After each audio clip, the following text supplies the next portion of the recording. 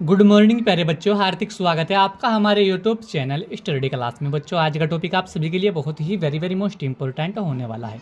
बच्चों आज की इस छोटी सी वीडियो के माध्यम से हम आपको बहुत ही सिंपल भाषा में समझाएंगे कि रूस की क्रांति के परिणाम यानी कि क्या परिणाम या प्रभाव हुए थे, क्योंकि यहाँ टॉपिक बच्चों हर साल बोर्ड एग्जाम में 5 नंबर में पूछा जाता है और खासकर कक्षा 10वीं क्लास और 12वीं क्लास के छात्रों के लिए यह टॉपिक बहुत ही वेरी मोस्ट इंपॉर्टेंट टॉपिक है। तो बच्चों यहाँ जो टॉपिक है ये सामाजिक विज्ञान का टॉपिक है। तो आज की इस छोटी सी वीडियो के माध्यम से हम आपको बहुत ही सिंपल भाषा में समझाएंगे।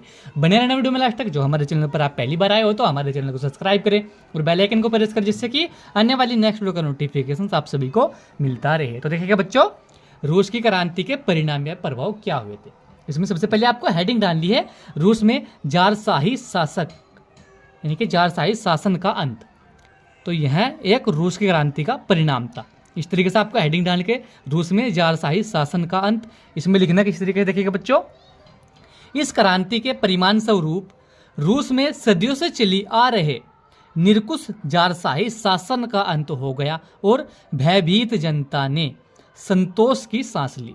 यानी कि जो रूस की क्रांति थी इसमें क्या था, सदियों से चली आ रही निरंकुश जारशाही शासक का अंत हुआ रूस की क्रांति से, ठीक है फ्रेंड्स। और भयभीत यानी कि डर के माहौल से में जो जनता थी रूस की में लिकड़ी और संतोष की सांस ली उन्होंने। तो यह रूस की क्रांति का पहला प्रभाव था, क्या, रूस में जारशाही शासन का अंत। इसी के साथ में दूसरा प्रभाव देखेंगे। दूसरी आपको हेडिंग डालनी है, शोषण का अंत। शोषण का अंत आपको हेडिंग डाल के लिखना किस तरीके देखिएगा बच्चों। इस क्रांति के परिणाम स्वरूप रूस में किसानों तथा श्रमिकों का शोषण समाप्त हो गया। देश की संपूर्ण संपत्ति और उद्योग पर सरकार का प्रभुत्व स्थापित हो गया। यानी कि रूस की क्रांति का प्रभाव क्या था, यानी कि शोषण का अंत हुआ। यानी कि शोषण के अंत में क्या था, इस क्रांति के परिणाम स्वरूप रूस में किसानों और श्रमिकों का शोषण समाप्त होने, जो किसान थे, जो श्रमिक थे, जो मेहनत मजदूरी करने वाले थे, उनका शोषण समाप्त हो गया था।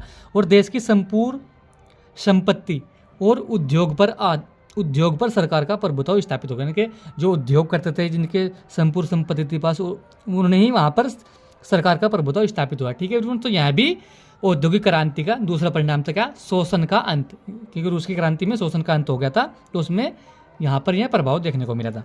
इसी के साथ में तीसरा प्रभाव देखेंगे, रूसी साम्राज्यवाद का अंत। यह भी एक रूस की क्रांति का परिणाम था, क्या, रूसी साम्राज्यवाद का अंत।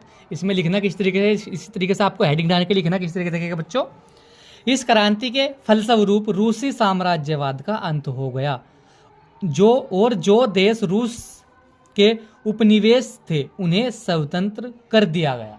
यानी कि जब रूसी साम्राज्यवाद का अंत हुआ रूस की क्रांति से, तो वहाँ पर क्या हुआ, इस क्रांति के फलस्वरूप रूसी साम्राज्यवाद का अंत हो गया, जो देश रूस के उपनिवेश थे, यानी कि जो देश जो थे वह रूस के उपनिवेश थे, उन्हें स्वतंत्र कर दिया, यानी कि उनको आज़ाद कर दिया गया। यह भी रूस की क्रांति का एक परिणाम था, ठीक है फ्रेंड्स।